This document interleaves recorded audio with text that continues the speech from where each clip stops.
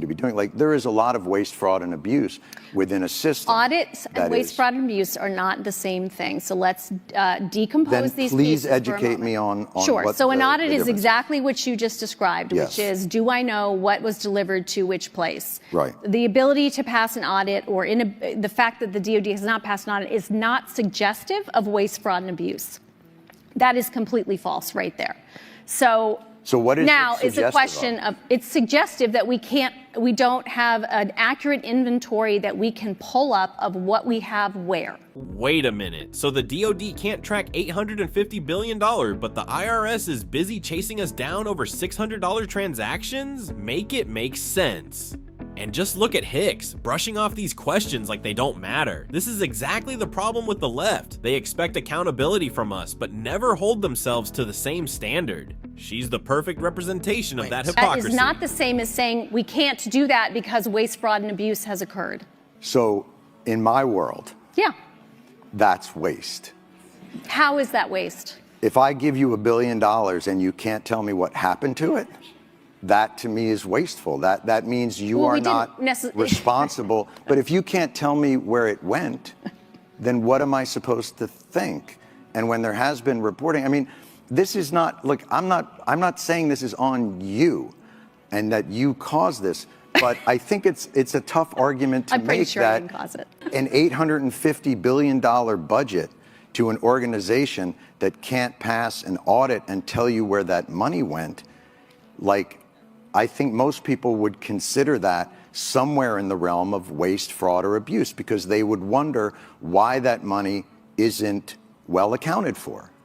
And especially when they see food insecurity on military bases, and they see... You want to talk about that? Because that's a good... we should be talking... I mean, well, I'm trying to understand where you're trying to go, other than the dollars, which really bother you. I think it doesn't really bother me. I think it's all connected. Okay. I think tell me that story. Tell me how you're thinking about that. When I see a State Department get a certain amount of money and a military budget be 10 times that, and I see a struggle within government to get people like more basic services, and then that department that got that, I mean, we got out of 20 years of war and the Pentagon got a $50 billion raise. Like, that's shocking to me. Now, I may not understand exactly the ins and outs and the incredible magic of an audit, but I'm a human being who lives on the earth and can't figure out how $850 billion to a department means that the rank and file still have to be on food stamps. Like, to me, that's fucking corruption. I'm sorry. And if that blows your mind, and if you think like that's like a crazy agenda for me to have, I really think that that's institutional thinking, and that it's not looking at the day-to-day reality of the people that you call the greatest fighting force in the world. So I get back to this idea of like, I'm not looking to pick a fight with you, but I am surprised at that the reaction to these questions are, you don't know what an audit is, bucko. Like, that's just weird to me. Okay. And it gets even worse. While Hicks and her team dodge accountability, real military families are struggling. Instead of prioritizing their needs, resources are being sent elsewhere, while the brave men and women who risk their lives for this country are left to fend for themselves. According to the Department of Defense, a staggering 24% of military families are food insecure. Simply put, they're unable to consistently afford enough nutritious food to live on. The problem so extensive, there is a food pantry on almost all U.S. military bases. Groceries are more expensive, gas is more expensive. We see families struggling with this in a way that we haven't before now. The Department of Defense says it's working to address that stigma. In September, Secretary of Defense Lloyd Austin sent a memo to senior military leaders, which was shared with the News 4i team, directing the DoD to increase the basic housing allowance to reflect the volatile housing market, make investments in child care programs to make them more affordable, expand spousal employment opportunities, and cut prices at commissaries to help families achieve at least a 25% savings from local grocery stores. Military members' families are aren't taken care of, they can't do their jobs well. But chances are, if their families aren't eating well, if they're experiencing food insecurity, that military member is experiencing food insecurity as well. And that's not a space that we want our military members. Here is the real cost of Democrat leadership. While they virtue signal about equity and compassion, military families, our heroes, are out here relying on food banks. Let that sink in.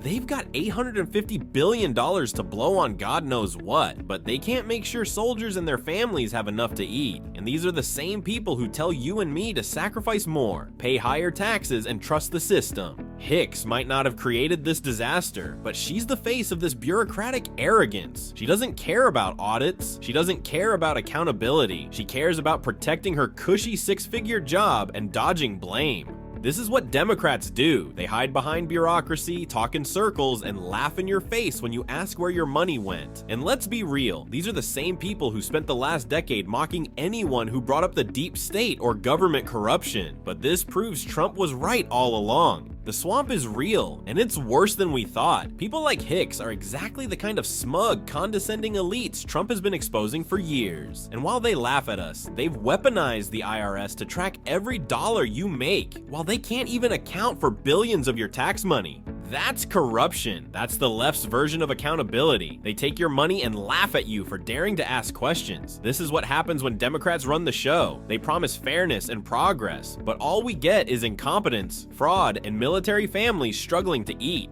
It's disgusting. They should be ashamed of themselves. But hey, that's just my opinion. Let me know what y'all think about this.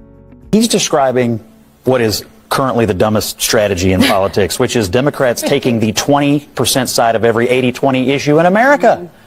USAID, people want this pared down. They want it streamlined. They want to know where the money is going. Democrats have a meltdown. Today, Donald Trump signs executive order on keeping boys out of girls' sports. Democrats take the 20 side of that issue as well. All these issues, this is like Trump's superpower, finding a bunch of 80-20 issues, getting on the 80, and everybody who's sort of reflexively against him gets on the 20. And now the Democratic Party has like a 31% approval rating. This is why.